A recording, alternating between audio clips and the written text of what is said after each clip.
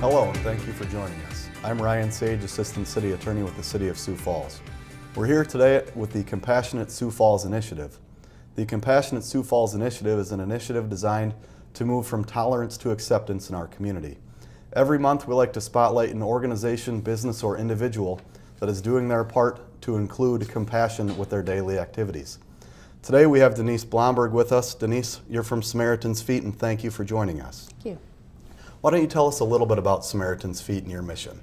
Sure. Samaritans Feet is an international nonprofit that was founded with the mission of inspiring hope to those who are less fortunate. We do this by washing people's feet and giving them new shoes and socks. That makes us a very unusual organization. We were founded, though, by a gentleman who's from Nigeria who received his first pair of shoes when he was age 9. Grew up to be inspired by that moment because a missionary named Dave from Wisconsin told Manny Ohome, never give up on your dreams, that the God of your universe has a plan for you. And subsequently that led him to come to the United States to play basketball in North Dakota, where he also graduated from there as a master's degree from North Dakota State, went on to work in the business world, and it was when he went back to Nigeria to bury his father that he saw all those children in the park that he used to play in as a child who had no shoes. And the Lord spoke to him and said, Manny, you need to start this organization. And so he and his wife Tracy founded the organization in 2003 with the goal of putting 10 million pairs of shoes on 10 million people in 10 years. And I'm proud to report that we're just shy of 7 million pairs of shoes that we've distributed worldwide. Excellent. With a worldwide organization, how does it find its way to Sioux Falls, South Dakota? That's a very interesting point. Back in 2007, the organization began its barefoot coaching platform. And as a result of that, Coach Ron Hunter, who is at Georgia State now, formerly at IUPUI, which is a member of the Summit League, was our very first barefoot coach. It was former men's basketball coach Scott Nagy from South Dakota State, who is a fellow Summit League coach, who was inspired by that and did his first barefoot game in January of 2009. Many pairs of shoes were donated in Brookings, and that really started as the catalyst for the awareness that we have enjoyed in South Dakota. I had the opportunity to meet Coach Nagy through some work that I was doing in the country of Haiti through healthcare, and that just kind of began a vision for doing more work in South Dakota and in this region and to where we're at today. And we've distributed over 10,000 pairs of shoes in South Dakota since 2012. That is excellent. You've brought with us 2 shoes today. Why don't you tell me the story about those 2 shoes? I will. The shoe, obviously the very worn shoe, is one that a child gave me in our recent back-to-school event in South Dakota in August.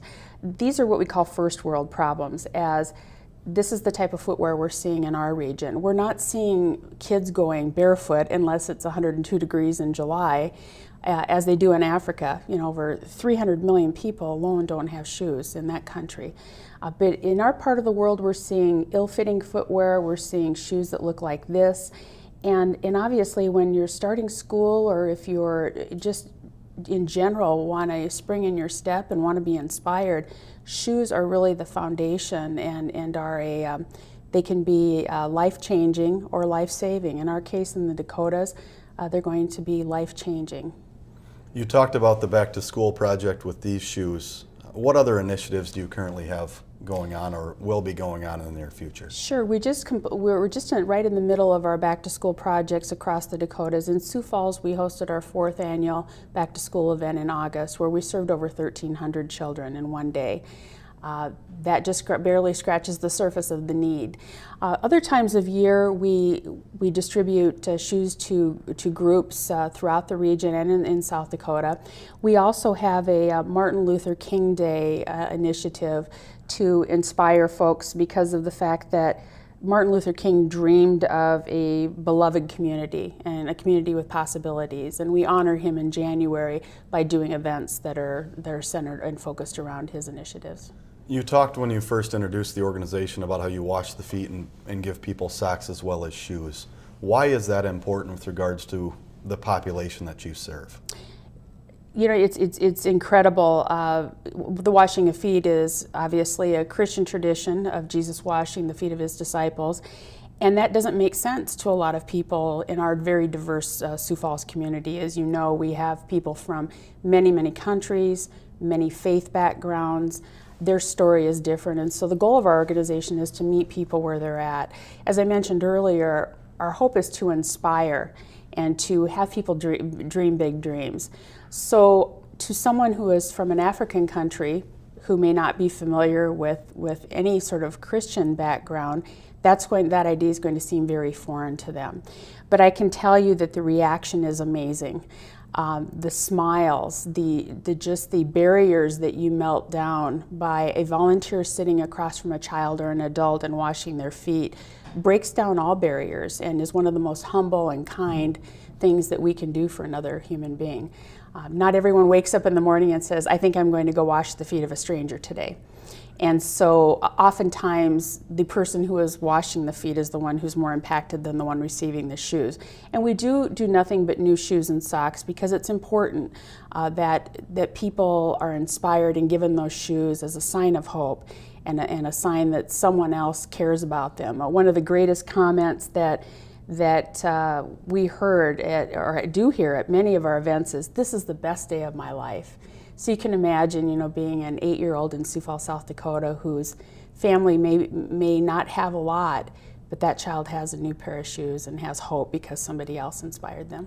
Denise, obviously in order to continue the mission, you need help from the community. If somebody wants to reach out and help, whether it be a business, an organization, or an individual, how do they get in contact with you in order to assist?